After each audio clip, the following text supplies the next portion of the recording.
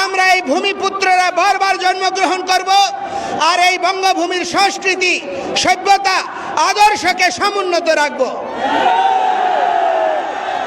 যারা স্থৈর্যতাবশত লেজুর বৃত্তিবশত আমাদের এই আন্দোলনকে রাজনৈতিক টেক দিতে চায়, আমি তাদেরকে বলতে চাই, আমরা বিভিন্ন পর্যায়ে আলোচনা করেছি।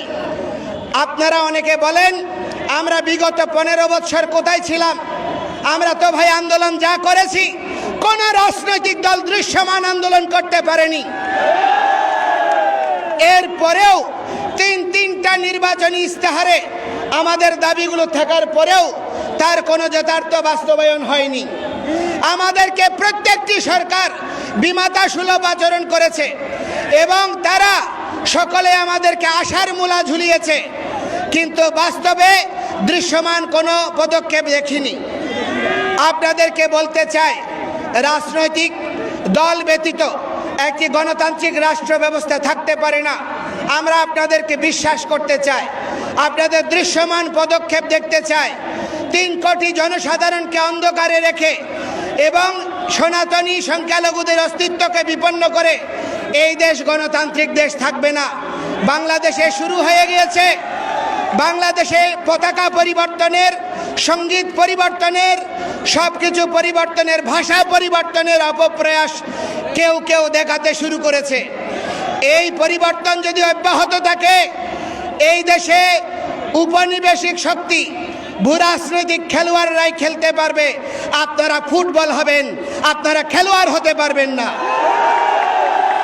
আমি আপনাদেরকে বলতে চাই, কখনো আপনারা আমেরিকা, কখনো চায়না, কখনো রাশিয়া, কখনো ইন্ডিয়া, এদের দাসত্ব করেছেন প্রতিটি রাজনৈতিক দল।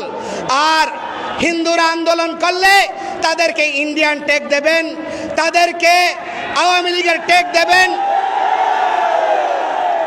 এইটা আমরা কখনো মেনে নেব না। সাতকানিয়া, ফিরোজপুর, বরিশাল, সেখানে জামায়াত, বিএনপি, ইসলামিক দলগুলো নির্বাচনে বিজয়ী হয়, সেখানে মেজরিটি অথবা নির্ণায়ক ভোট হচ্ছে হিন্দুদের। তাহলে তারা সেই হিন্দুরা কি আওয়ামী লীগ করেছে? চট্টগ্রামে 57 জন হিন্দু আওয়ামী লীগের সঙ্গে যুক্ত, 213 জন বিএনপির সঙ্গে যুক্ত। তাহলে আমাদেরকে কি কারণে ইচ্ছাকৃতভাবে দলীয় ট্যাগ দিচ্ছেন? এবং অতিশয় দুর্ভাগ্যের বিষয়, একজন সমন্বয়ক বলল আমরা দুর্গতি ডেকে এনেছি হিন্দুরা নৌকাকে ভোট দিয়ে।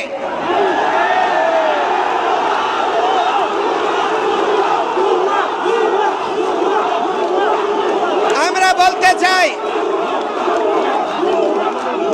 বলতে চাই ভাই, আমরা বিভিন্ন পর্যায়ে বলেছি বাংলাদেশের প্রেক্ষাপট কিরকম ছিল। জামায়াত ইসলামের মতো একটা ইসলামিক আদর্শিক দলের নেতা হয়েও টাকা দিয়ে ছাত্রলীগের পদ কিনে নিজের পিঠ বাঁচাতে হয়েছে। আজকে যেই সমন্বয়করা বলেছে আমরা নৌকায় ভোট দিয়ে দুর্গতি টেনে এনেছি, আপনারাই তো, আপনি আওয়ামী লীগ নেত্রীর সঙ্গে ছবি তুলে পায়ে কদমবুচি করে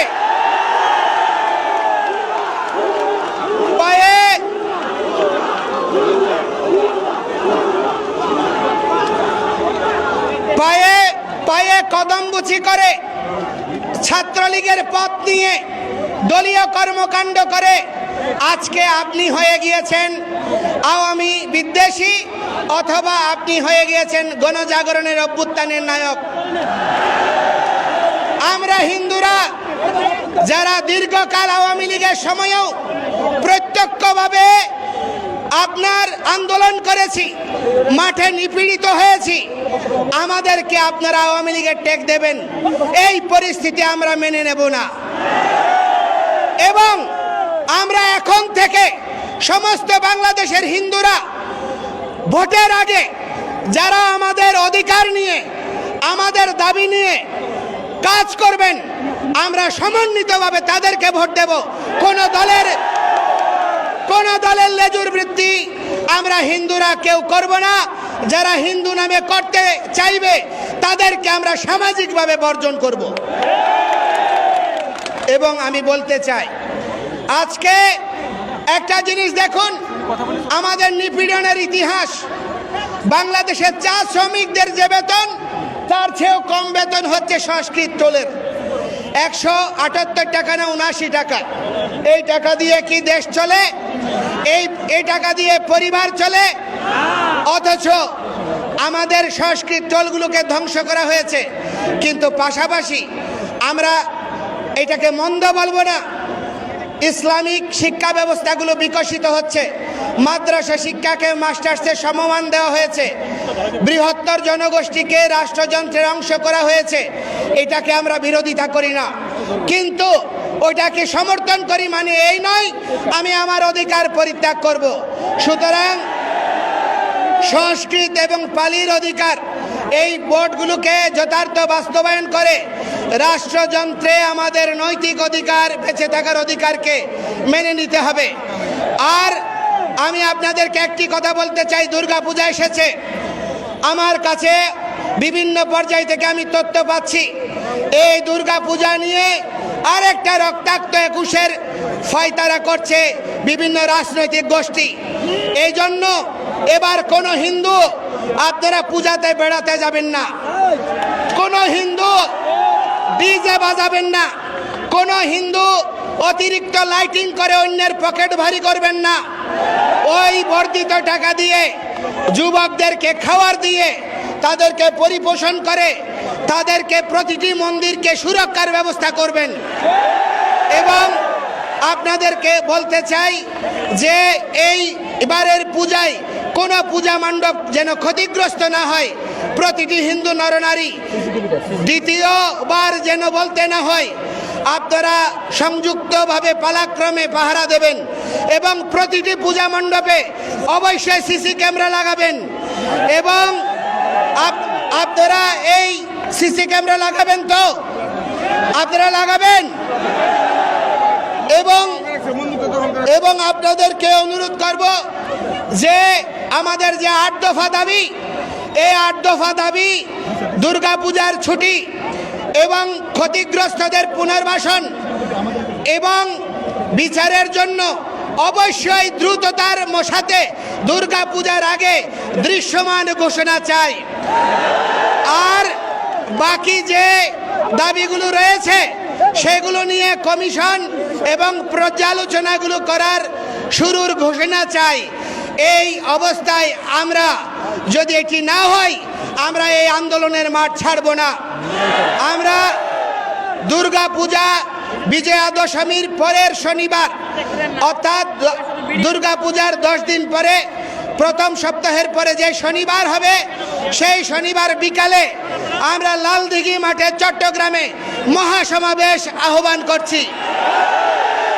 এবং সেখান থেকে প্রতিটি বিভাগীয় শহরে মহাসমাবেশ হবে।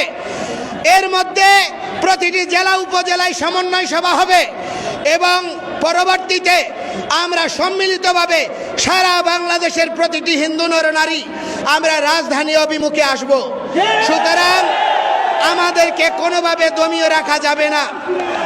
আমরা আপনাদেরকে বলতে চাই যে আমরা বর্তমান সরকারের মাননীয় উপদেষ্টা, উনি নোবেল বিজয়ী, আমাদের চট্টগ্রামের গৌরব, বাংলাদেশকে আপনি অনেক পৃথিবীতে আপনি পরিচিত করেছেন। আপনার কৃতিত্বের জন্য আমরা ধন্যবাদ, কৃতজ্ঞতা জানাই, গর্ববোধ করি। আমাদের উপদেষ্টা পরিষদে অনেক গুণী ব্যক্তিরা আছেন, আমরা আপনাদেরকে প্রশংসা করি। কিন্তু আপনার কাছে আমি বলতে চাই, সারা পৃথিবীতে শান্তির বাতাস বয়েছেন, শান্তিতে নোবেল পেয়েছেন, কিন্তু বাংলাদেশি সংখ্যালঘুরা যদি নিরাপদ না থাকে, এই শান্তি স্থায়ীভাবে বিপন্ন হবে। কারণ এই দেশ সাম্প্রদায়িক রাষ্ট্রে পরিণত হবে এবং এই দেশের রাজনীতি আস্থা করে নিক্ষেপিত হবে। এই জন্য গণতন্ত্রের জন্য, সহাবস্থানের জন্য, প্রতিটি ধর্মাবলম্বীর বেঁচে থাকার, প্রতিটি সংস্কৃতির মানুষের বেঁচে থাকার অধিকারকে আপনি সমুন্নত করার দৃশ্যমান উদ্যোগ গ্রহণ করুন। আমরা আপনার সঙ্গে থাকব এবং প্রগতিশীল একটি দেশ বিনির্মাণে সনাতনীরাও বলিদান দিয়েছে, অতীতে ছাত্র আন্দোলনেও দিয়েছে, ভবিষ্যতেও দেবে। কিন্তু আমাদের ন্যায্য অধিকারকে, ন্যায্য দাবিকে, ন্যায্য আন্দোলনকে বিপদগ্রামী করবেন না, বিভ্রান্ত করবেন না। গতকাল একটা ইউটিউব চ্যানেলে বলেছে ধর্মীয় উস্কানি দিয়ে সারা দেশে দাঙ্গা লাগানো হবে। আজকের সমাবেশে আওয়ামী লীগের প্রেতাত্মারা নাকি টাকা খরচ করেছে। আজকে সেই রকম কিছুই হয়নি। আমি বলতে চাই, এই ইউটিউব চ্যানেলের বিরুদ্ধে সরকার ব্যবস্থা গ্রহণ না করলে আমরা স্বরাষ্ট্র মন্ত্রণালয় ঘেরাও করতে যাব। আপনাদেরকে পরিশেষে অনুরোধ করব, ঐতিহাসিক শঙ্করনিধি মন্দির এটি ওয়ারিতে রয়েছে, আমাদের ঐতিহ্যের স্মারক, সেটি দখল করা হচ্ছে ভূমিদস্যুরা। আমি অনুরোধ করব আপনারা সকলে সেই প্রতিষ্ঠান উদ্ধারের জন্য, দুর্গাপূজা করার জন্য সেখানে যথাযথ ব্যবস্থা গ্রহণ করবেন।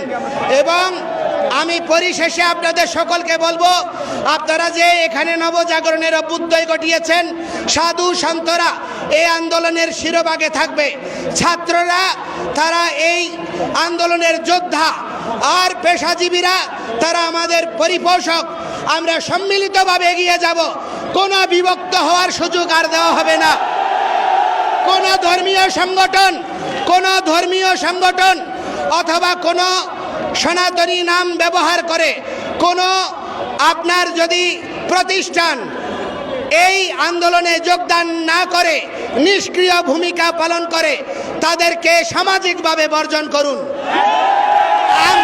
আমরা প্রথমত হিন্দু, আমরা আর্যপুত্র, আমরা সনাতনী, আমরা বঙ্গ সন্তান।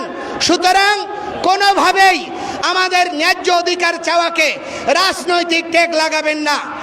আমরা আপনাদেরকে আবার বলতে চাই, অতীতে আমার মুসলমান ভাইদের আন্দোলনকে, ইসলামী আন্দোলনকে জঙ্গি অথবা পাকিস্তানপন্থী টেক দিয়েছে।